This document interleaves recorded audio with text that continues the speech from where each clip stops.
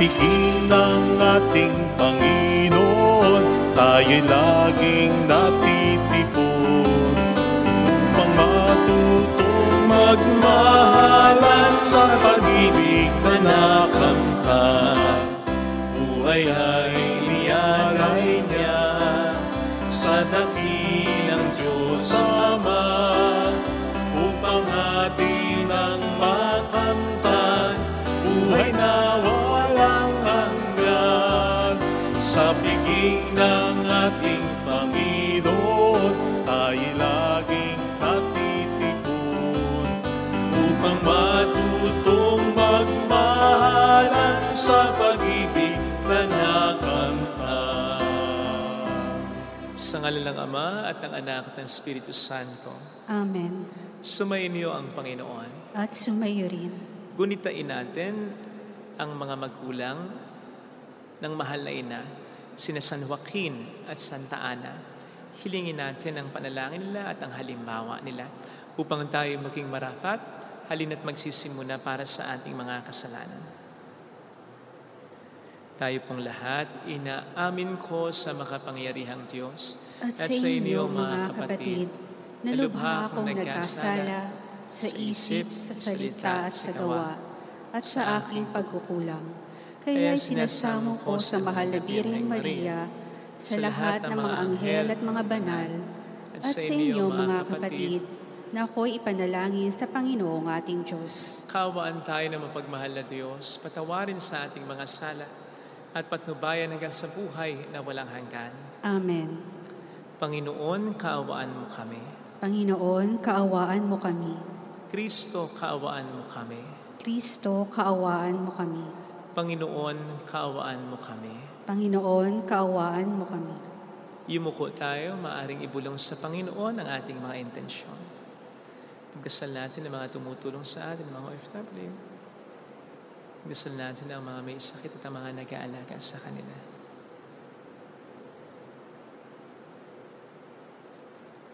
Manalangin tayo. Ama naming makapangyarihan, Ikaw ang Diyos ng aming mga ninuno. Niloob mong sina San Joaquin at Santa Ana ay maging mga magulang ng mahal na Birheng Ina na nagkatawang taong anak mo. Bilang tugon sa dalangin ng mag-asawang banal, makapakinabang nawa sa pangako mo ang iyong sampayanan. Sa pamamagitan ni Jesucristo, kasama ng Espiritu Santo, magpa sa walang hanggan. Amen. Ang salita ng Diyos mula sa aklat ni Sirach. Papurihan naman natin ngayon ang ating mga ninuno, ang mga lalaking natanyag noong kani-kanilang panahon. Narito ang talaan ng mga lalaking tunay na may takot sa Diyos.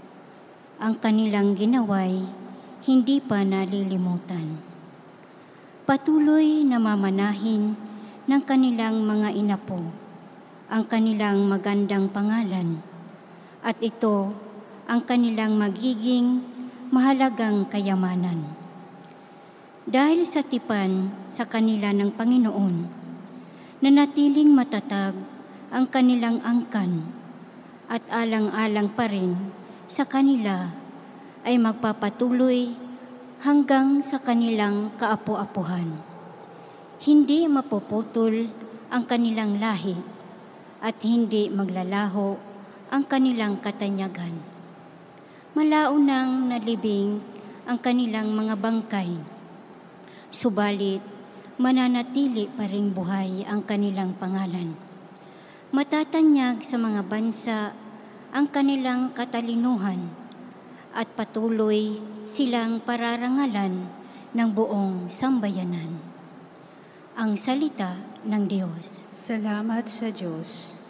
Trono ni David ay laan sa manunubos ng tanan. Trono ni David ay laan sa manunubos ng tanan. Ang iyong pangako sa lingkod mong David, huwag mong babawiin. Ganito ang iyong pangakong habilin. Isa sa anak mo ang gagawing hari upang mamahala, matapos na ikaw pumanaw sa lupa. Trono ni David ay laan sa manunubos ng tanan. Pinili ng Poon na maging tahanan ang lungsod ng Siyon. Ito ang wika niya. Doon ako titira panghabang panahon. Ang paghahari ko'y magmumula roon. Trono ni David ay laan sa manunubos ng tanan. Sa lipi ni David, ako ay kukuha ng haring dakila upang maingatan ang pagpapatuloy ng pamamahala. Yaong kaharian niya ay uunlad at mananagana. Ang kaaway niya'y mga papahiya. Trono ni David ay laan sa manunubos ng tanan.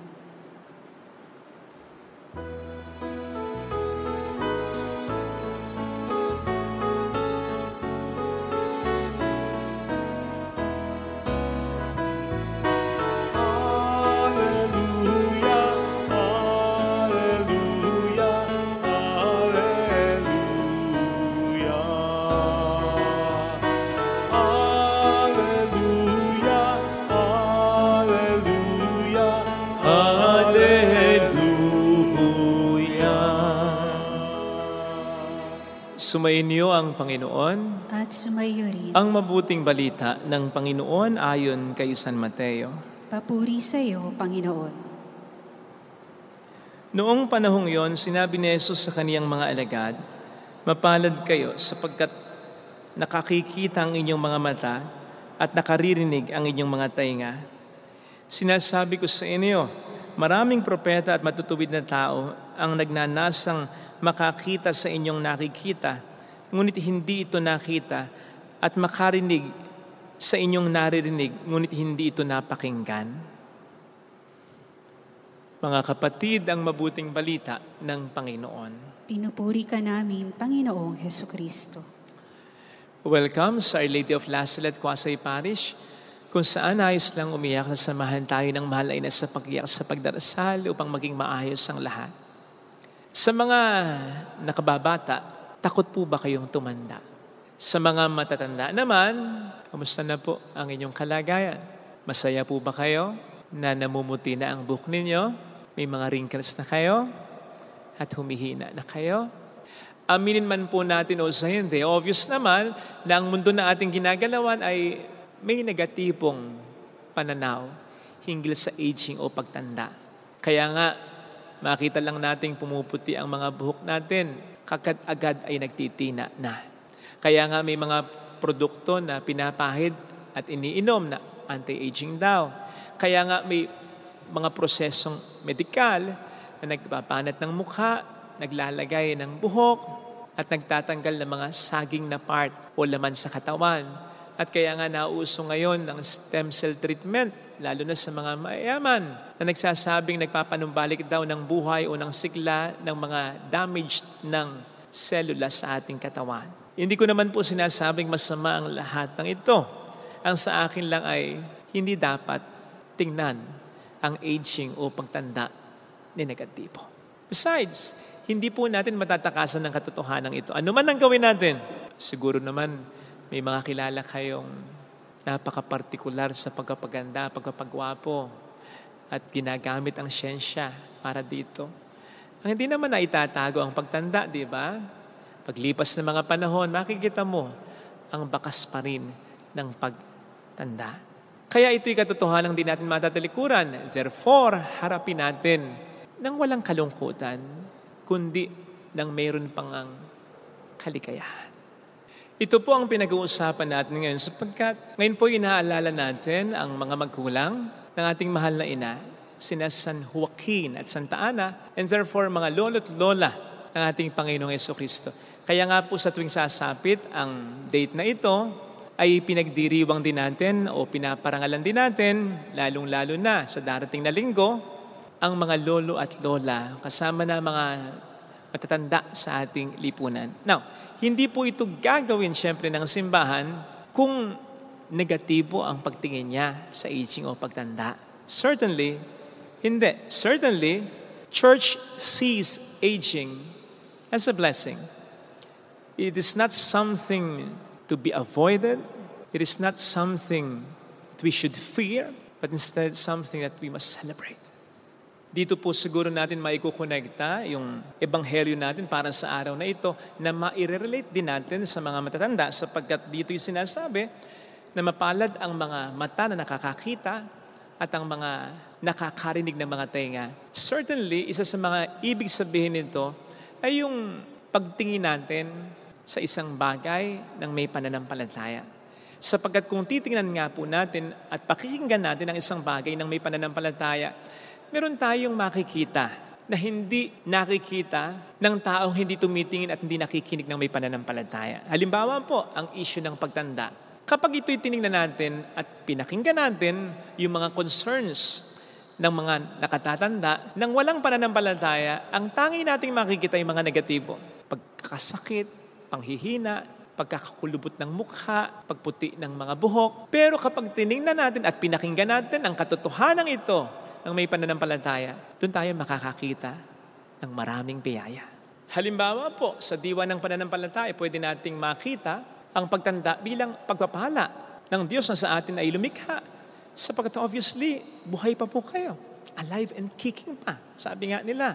Kaya yung mga wrinkles na meron kayo, yung mga puting buhok na meron kayo, ay po pwede nating sabihin mga bakas na mga problema, pagsubok, mga difficult moments and experiences ninyo na napagtagumpayan ninyo sa tulong ng Diyos. O di ba't may paborito kayong expression ng mga nakatatanda para sa amin ng mga nakababata, papunta ka pa lang, pabalik na ako. Na hindi po nyo alam kung sa pagpunta namin, makababalik pa kami. Which means, kung maranasan kaya namin yung naranasan ninyo, makasurvive din po kaya kami, may matutunan din po kaya kami, mas maging matatag din po kaya kami tulad ninyo? Kayo nandyan Kaya yung inyong pagtanda ay parang kumbaga sa pulis ay tsapa na nakapagpapatunay ng marami nyo ng mga pagsubok na napagdaanan sa inyong buhay. Pero sa tulong ng Diyos, napagtagumpayan ninyo, nalampasan ninyo. Kaya't ang pagtanda ay biyaya, pagpapakita ng katapatan ng Diyos sa inyo. Siya na nagsabing, hindi niya tayo iiwan, hindi niya tayo pababayaan. Kaugnay ng mga karanasang ito ay yung mga natutunan nyo dahil dyan. Kaya nga, sa inyong pagtanda, alam nyo na ang mga dapat nyong iprioridad sa buhay. Nagzi-zero in na kayo sa mga bagay at tao na tunay na mahalaga sa buhay. Hindi na kayo materialoso, I suppose. Hindi na kayo sumasama, nakikipagkaibigan kung kani-kanino. Hindi na kayo pleaser ng kahit sino. Hindi na mahalaga sa inyo ang opinyon ng mga tao. Basta tama at mabuti yung ginagawa ninyo. Wala na rin kayong ganang makipag-away, I suppose. Kaya nga, di ba, para sa mga ito, meron kayong paboritong expression, matanda na ako, matatanda na tayo, iwaksin na natin ang mga ito, tigilan natin ang mga ito. Kumbaga, yung mga natitirang lakas sa buhay niyo ay gusto nyo ituon na lamang sa mga bagay, lalong-lalo na sa mga tao, relasyon na tunay na mahalaga sa buhay. At yan po, na natutunan ninyo, ay pwede nyo ring i-share sa iba, sa mga kabataan, sapagkat yan po ay mga katotohanan na hindi na po natin pang dapat na maranasan para lamang aming matutunan. Ngayon pa lang, pwede nyong ituro na sa amin yan, sa inyong mga payo, sa inyong mga karanasan. At wala pong ibang pinaka-authority na makapagsasabi niyan, makapagtuturo niyan, kundi kayo na nakaranas na ng lahat ng yan. Now, syempre po, naunawaan ko, nakasama sa pagtanda yung panghihina, pagkakasakit. Definitely, mahirap ang mga ito, pero kasama sa pagtanda. And therefore, dapat i-take din natin hindi negatibo, kundi bilang positibo. Kasi, pwede nating tularan yung sinabi ni San Pablo na nagdasal sa Panginoon upang kanyang thorn in the flesh na tinatawag ay alisin sa kanya ang kanyang paghihirap, ang kanyang panghihina o ang bumabalakid sa kanya sa magandang sistema sana ng katawan niya, pero hindi inalis ng Panginoon, kundi ang binigay sa kanya ay ang kalakasan na kailangan niya. Kaya ang sabi ng Apostol San Pablo, kung kailan siya mahina, doon naman siya malakas. Sa ating pagtanda, pwede natin gayahin yon na kahit yung panghihina at pagkakasakit natin ay maging okasyon para mas ma-appreciate, maramdaman at mas mapatunayan natin ang pagmamahal at kapangyarihan ng ating Panginoon. At nang sa gayon, sa kabila rin naman ng ating paghihirap, ay mapapurihan pa rin natin ang Panginoon. No wonder si San Pablo rin mismo ang nagsabi sa 1 Thessalonians 5:18 that in everything give thanks. Sa lahat ng pagkakataon, kahit sa pagtanda, pasalamatan pa rin ang Panginoon sapagkat kahit sa pagkakataon ng pagtanda, pwede pa rin nating mapatunayan ang pagmamahal sa atin ng Panginoon. Actually, mas lalo nga pa nating mapapatunayan sa mga pagkakataon. Ito dahil makikita naman po natin sa banal na kasulatan na kung kailan natin mas kailangan ng Diyos, ang Kanyang biyaya ay mas nakikita nating umaagos. Kaya sana sa mga nakatatanda at sa atin, sa ating pagtanda, ano man ang mga maranasan nating mga problema, tingnan natin ang pagtanda bilang isang biyaya. Ang sikreto dito ay tingnan natin ito sa lente ng pananampalataya. Sa lente ng pananampalataya natin sa Diyos, sa bawat yugto ng ating buhay, ay hindi tayo iwan, lalo na sa oras, sa yugto ng ating buhay, na mas lalo natin siyang kailangan. Maliwanag po ang sabi ng ating Panginoon sa Isaiah 46:4, "Ako ang iyong Diyos. Iingatan kita hanggang sa pagtanda mo, hanggang sa pagputi ng mga buhok mo. Ako ang may likha sa iyo. Kaya tungkulin ko na iligtas at tulungan ka." Sa Diyos po nang galing yan, siguradong patutunayan yan. Huwag po tayong matakot at tumanda. Matakot tayo at tumanda tayo na hindi natin nakakasama o hindi natin mararamdaman ang pagkapala ng buong may kapal. Amen. Ilagay natin ang ating kanang kamay sa tapat ng ating puso.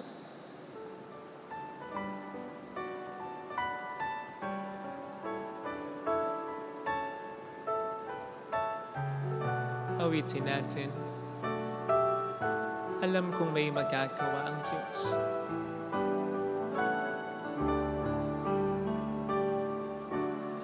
Alam kong may magagawa ang Diyos. Alam kong may magagawa ang Diyos. Makapangyarihan siya. Walang imposible sa Kanya. Kung ako'y magtatapat, sa Kanya'y maglilingkod. Alam kong may magagawa ang Diyos. Hindi ako magtutulad. Ako'y matutulungan niya. Alam kong diringgin ng Diyos ang samo ko, sapagkat mahal niya ako. Alam kong diringgin ng Diyos ang samo ko. Alam kong diringgin ng Diyos ang samo ko. Dahil aware siya sa pinagdaraanan. Kung ako'y magtatapat, sa Kanya'y maglilingkod. Alam kong diringgin ng Diyos ang samo ko. Umikit tayo, Panginoon, dinggin mo ang aming mga kahilingan at kami tulungan mo upang maging positibo, maging pagpapala, maging biyaya ang tingin namin sa pagtanda. Naharapin namin ito, hindi nang may kalungkutan, kundi nang may kaligayahan at malalim na pag-asa na anuman ang aming maranasan na hindi mo po kami pababayaan.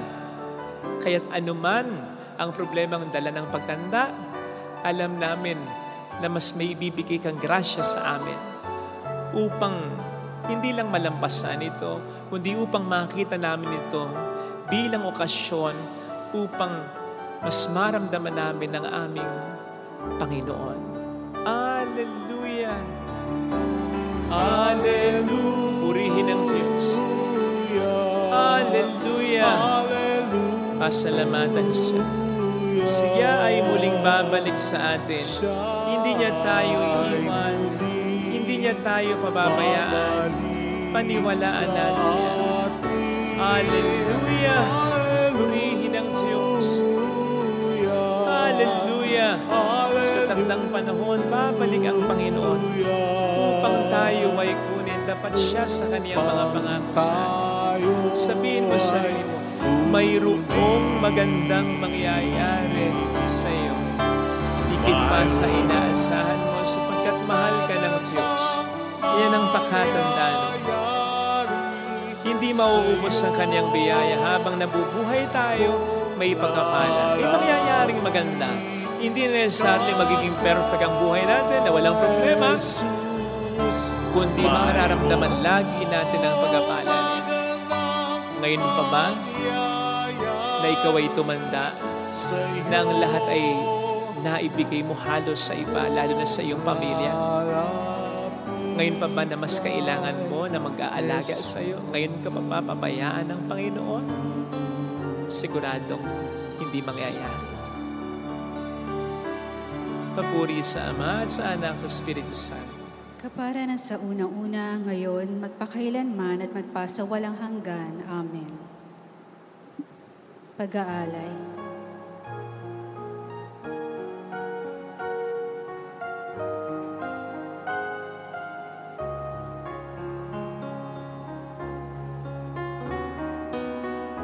Pakinggan mo kami, mapagkalingang Diyos. Itulot mong sarili namin laging maihandog sa banal mong apag ngayon. Amin ang ginaganap. Pag-alay namin sana'y kalugdan mo. Isang bayan na nagpupugay, nagmamahal sa'yo. Saan yun itong tinapay na nagdudulot ng buhay at alak na sa gisag ng bigay mong kaligtasan. Manalangin tayo, pang ating handog ay maging kalugod-lugod sa Diyos Amang makapangyarihan. Tanggapin nawa ng Panginoon itong paghahain sa iyong mga kamay, sa kapurihan niya at karangalan sa ating kapakinabangan at sa buong sambayanan niyang banal. Ama naming lumikha, tanggapin mo ang hain namin ngayon upang sa pagpapala mo kay Abraham at sa kaniyang lahi, kami paging tapating makasalo sa pamamagitan ni Jesucristo, kasama ng Espiritu Santo magpa sa walang hanggan. Amen. Sumainyo ang Panginoon. At sumaiyo rin, Itaas sa Diyos ang inyong puso at diwa. itinaas na namin sa Panginoon. Pasalamatan ng ating Panginoong Diyos. Marapat na siya ay pasalamatan. Ama naming makapangyarihan, tunay ngang marapat na ikaw ay pasalamatan. Ikaw ay nagniningning sa piling ng mga banal na ikinararangal mo sa kanilang kabutihan. Ibinibigay mo silang huwaran namin araw-araw at katuwang sa pagsamba sa iyong kamahalan. Sa pamamagitan ng anak mong sa Jesucristo, kami naliligid na mga banal na tao. Sila yung mga saksi na ang pananalig sa iyo ay magaganap namin sa ikararangal mo. Kaya kaisa ng mga anghel na nagsisiawit ng papuri sa iyo ng walang humpay sa kalangitan, kami nagbubunyi sa iyong kadakilaan. Santo, Santo, Santo, Panginoong Diyos ng mga hukbo, napupuno ang langit at lupa ng kadakilaan mo. Hosana sa kaitaasan. Pinagpala ang naparito sa ngalan ng Panginoon. Hosana sa kaitaasan. Ama naming banal, ikaw ang bukhal ng tanang kabanalan. Kaya't sa pamamagitan ng iyong Espiritu, gawin mong banal ang mga kaloob na ito upang para sa amin ay maging katawan at dugo ng iyong anak, naming Panginoong Jesucristo. Bago niya pinagtiis ang kusang loob na maging handog, ginawa kaniyang tinapay. Pinasalamatan kaniya, pinaghati-hati niya iyon. Iniabot sa kaniyang mga alagad at sinabi, tanggapin ninyong lahat ito at kanin. Ito ang aking katawan na ihahandog para sa inyo.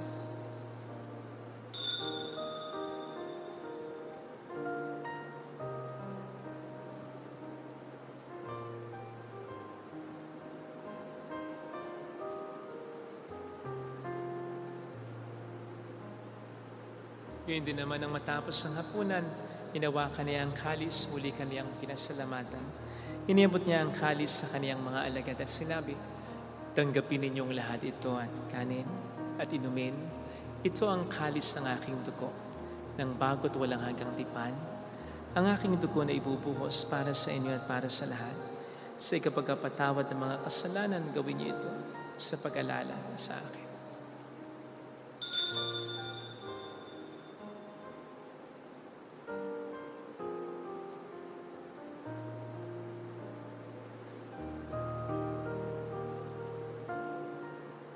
Ipagbunyi natin ang misteryo ng ating pananampalataya.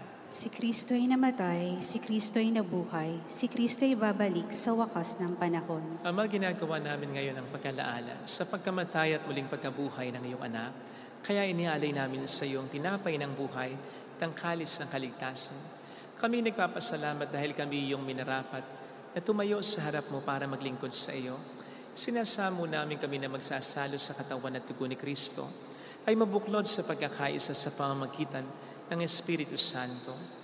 Ama, lingapin mo ang iyong simbahang laganap sa buong daigdig. Puspusin mo kami sa pag-ibig kaysa ni Leon na aming Papa, ni Dennis na aming Obispo at ang Tanang Kaparian. Alalahanin mo po ang mga kapatid naming nahimlay nang may pag-asang sila'y muling mabubuhay, lalo na po ang aming mga ipagdarasal. Saglit tayong yumuko habang pinagdarasal ang ating mga mahal na yumao.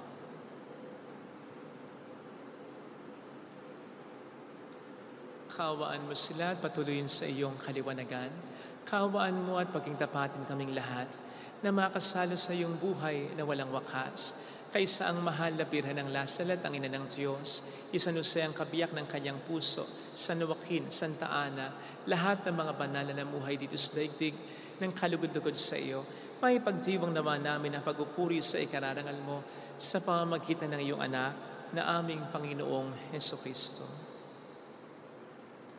Sa pamagitan ni Kristo, kasama niya at sa Kanya, ang lahat ng parangal papuri ay sa iyo, Diyos amang makapangyarihan, kasamang Espiritu Santo, magpasawalang hanggan.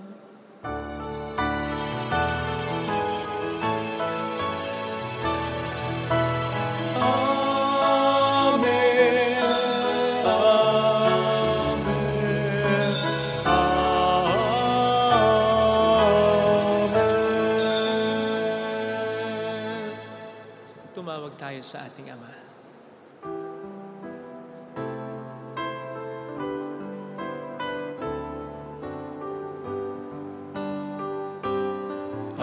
Ama namin, sumasalangit ka, sambahin ang ngalan mo, mapasamin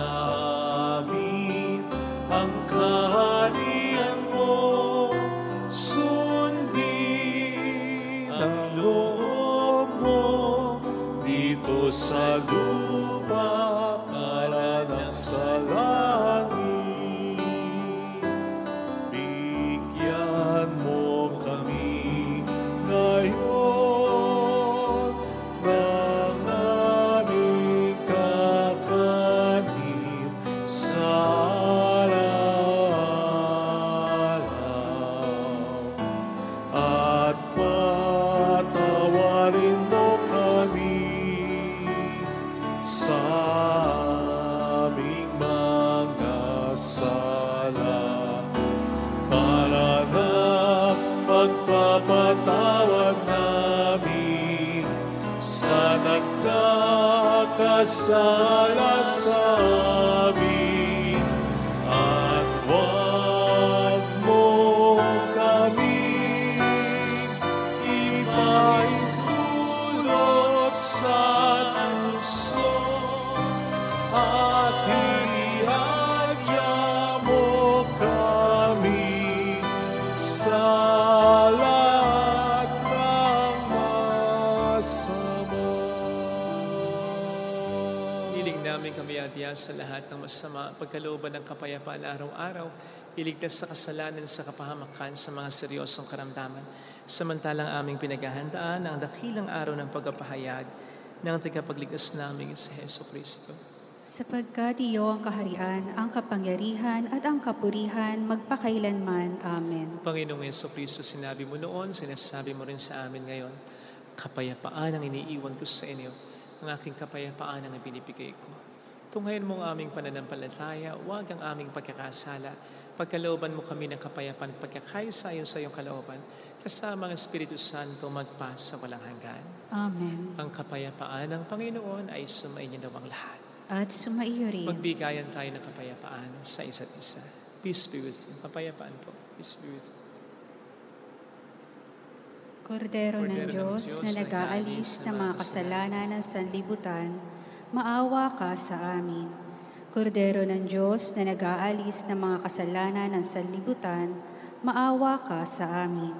Kordero ng Diyos na nag-aalis ng mga kasalanan ng sanlibutan, ipagkaloob mo sa amin ang kapayapaan.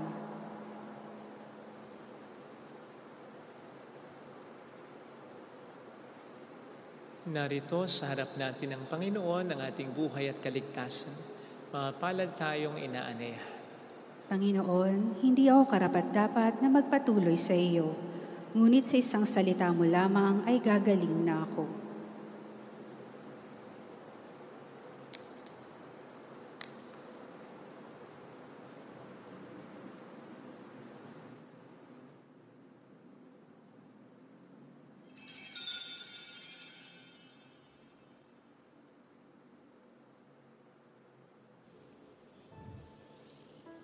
Panalangin para sa espiritual na pakikinabang. Panginoong Hesus, ako ay naniniwala na ikaw ay nasa kabanal-banalang sakramento. Iniibig kita ng higit sa lahat at ninanasa kong tanggapin ka sa aking kaluluwa.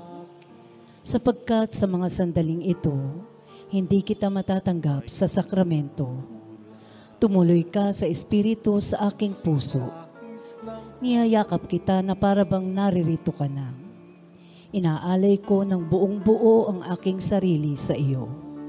Huwag mong hayaang mawalay ako sa iyo. Amen. Hindi ka rin masisiyahan kung walang pagmamahal, kaakibat ng dibdib.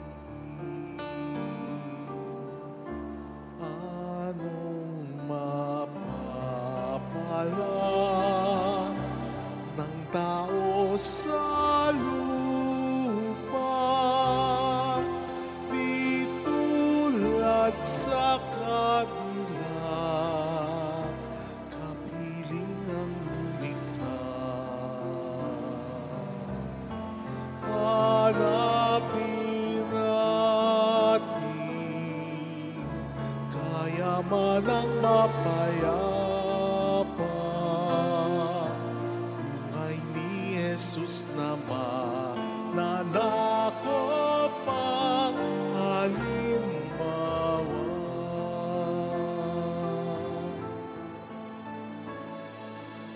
Langit,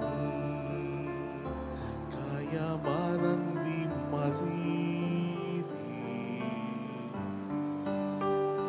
ligaya, tuwang walang kahuwiling,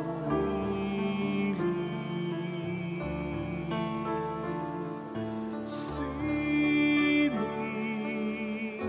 na di makatkat sa isip, sa mundo'y di makamit ang gintong pagmamahal, kayamanan ng dibdib.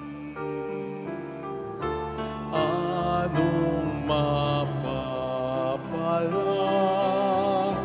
ng tao sa lupa, di tulad sa kabila, kapiling ang lumikha. Hanapin natin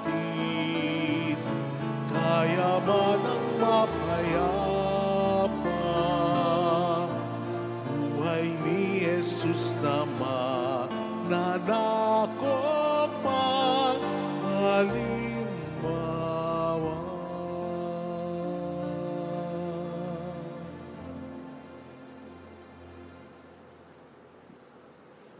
Manalangin tayo. Ama naming mapagmahal, niloob mong isilang mula sa mga tao ang bugtong na anak mo upang ang mga tao ay sumilang sa iyo bunga ng sakramento. Hiniling namin kaming nagsalo sa pagkaing laan sa mga anak ay pabanalin mo sa Espiritu ng iyong pagkupkop sa aming lahat. Sa pamamagitan ni Jesucristo kasama ang Espiritu Santo magpas sa walang hanggan. Amen. Holy God, Holy Mighty One, Holy Immortal One. Have mercy on us and on the whole world. Holy God, Holy Mighty One, Holy Immortal One. Have mercy on us and on the whole world. Holy God, Holy Mighty One, Holy Immortal One. Have mercy on us and on the whole world. Jesus, King of Mercy, We trust in you. alalahanin. Alalahanin, O mahal na Birhen ng Lazaret, ina ng pag-asa, ikaw ang nagpaalala sa aming magbalik loob sa Ama. Ito ang nagpapatunay na ang kagandahang loob mo'y nananatiling busilak. Sa pag-aaruga mo sa amin, tungkulin mo'y tinupad. Sa paanan ni Kristo'y itinuring mo kaming mga tunay mong anak. Kaya ninais mong ni Isa'y huwag mapahamak, maging sa iyong walang tigil na pananalangin, pati luhay pumatak. Huwag nawang mawala ng saysay ang iyong paghihirap. Hiling nawa namin sa iyo, o aming inang liyag, na matapos ang pakikibaka namin sa mundong ito at sa pananatili naming tapat kay Kristo, sa kapurihan mo'y makibahagi kaming ganap upang kung nasaan ka ngayon ay maparoon din kaming lahat. At ang kaganapan ng kalwalatian ng Diyos Amay, tuluyang matupad siya nawa. Mahal na Birhen ng Lazaret, tagapagkasundo ng mga makasalanan. Ipanalangin mo walang patid kaming mga dumudulog sa iyo. Marami pong salamat sa inyong pakikisa at sa mga tulong na binibigay po ninyo sa pagpadala niyo rin po ng tulong sa Cash and Bank account na nagiging dahilan para makatulong din po tayo sa iba, sa ibang mga simbahan, sa ibang mga parokya at sa simbahan sa kabuuan.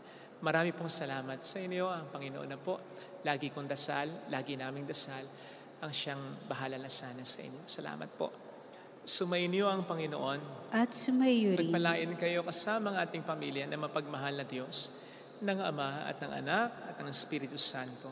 Amen. Pumayo tayo sa kapayapaan ni Kristo. Salamat sa Diyos. Salamat po.